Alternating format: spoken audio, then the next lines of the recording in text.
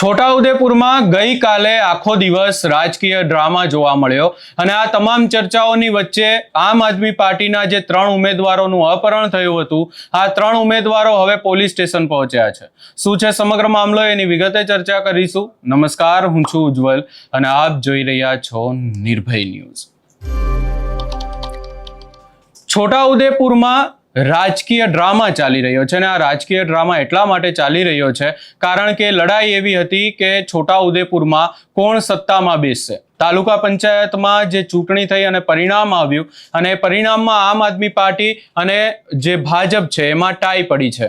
બંનેને 13 સીટો મળી અને ત્યારબાદ બંને પક્ષે દાવેદારી પણ નોંધાવી પ્રમુખ અને ઉપપ્રમુખના પદ માટે। પરંતુ આ તમામ ચર્ચાઓની વચ્ચે જે આમ આદમી પાર્ટીના ઉમેદવારો, જે 13 જીતેલા ઉમેદવારો છે, તેઓ પોતાના પ્રમુખના જે આખી ચૂંટણી હતી પ્રમુખ ઉપપ્રમુખની, એના માટે મતદાન કરવા પહોંચ્યા અને એમાંથી 13માંથી 3 ઉમેદવારોનું અપહરણ થઈ ગયું અને ત્યારબાદ આખો હોબાળો પણ થયો હતો। અનેક ચર્ચાઓ પણ થઈ કે આ 3 ઉમેદવારો ક્યાં ગાયબ થઈ ગયા છે।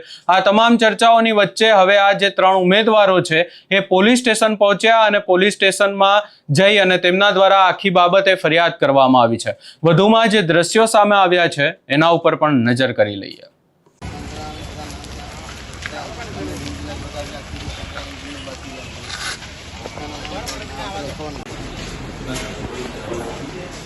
गाड़ियों भले नंबर ही खबर वो गाड़ी नंबर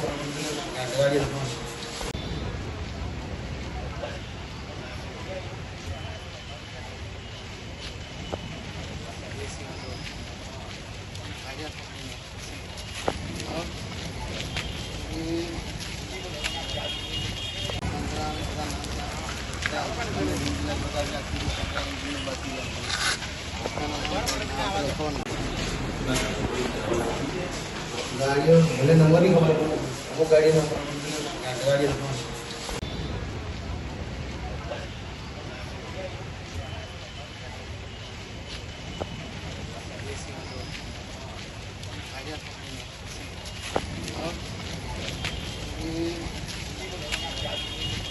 અહીંયા ખાસ કરીને હવે એ જોવાનું રહેશે કે આખી બાબતમાં પોલીસ શું કાર્યવાહી કરે છે। પોલીસ દ્વારા ફરિયાદ પણ લેવામાં આવી છે અને ખાસ કરીને આપણે જોયું છે કે જ્યારે પણ આવી બાબતો સામે આવતી હોય છે અને કોઈ ભાજપના નેતા સાથે આવું કંઈ થયું હોય તો પછી પોલીસ તરત કાર્યવાહી પણ કરે છે। પોલીસ દ્વારા નિવેદન પણ આપવામાં આવે છે। જોવાનું રહેશે કે આમ આદમી પાર્ટીના કાર્યકર્તાઓ સાથે આવું થયું છે, જે જીતેલા ઉમેદવારો છે એમનું કેન્દ્ર પરથી અપહરણ થઈ ગયું અને આ જ બાબતને લઈને એવી ચર્ચાઓ થઈ રહી છે કે કેટલી બધી દાદાગીરી ભાજપના નેતાઓ કરી રહ્યા છે કે જે જીતેલા ઉમેદવારો છે કેન્દ્ર ઉપર પ્રમુખ ઉપપ્રમુખની ચૂંટણી માટે મતદાન કરવા પહોંચે છે અને ત્યાંથી જ તેમનું અપહરણ થઈ જાય છે। અનેક જગ્યાએ છોટાઉદેપુરમાં એવું જોવા મળ્યું કે જ્યાં આમ આદમી પાર્ટીના નેતાઓ ગેરહાજર પણ રહ્યા, જે જીતેલા ઉમેદવારો ગેરહાજર રહ્યા અને એના કારણે પણ ભાજપની બોડી બની ગઈ અને ભાજપના પ્રમુખ ઉપપ્રમુખ બન્યા।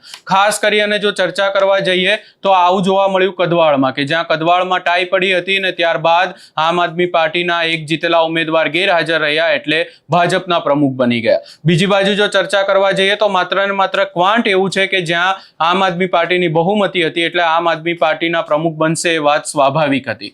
હવે આખી બાબતે ચેતર વસાવા, રાધિકા રાઠવા જે નેતાઓ છે એ પણ મેદાને આવ્યા છે અને ખાસ કરીને આખી બાબતે યોગ્ય કાર્યવાહી કરવામાં આવે એવી માંગ પણ કરવામાં આવી રહી છે।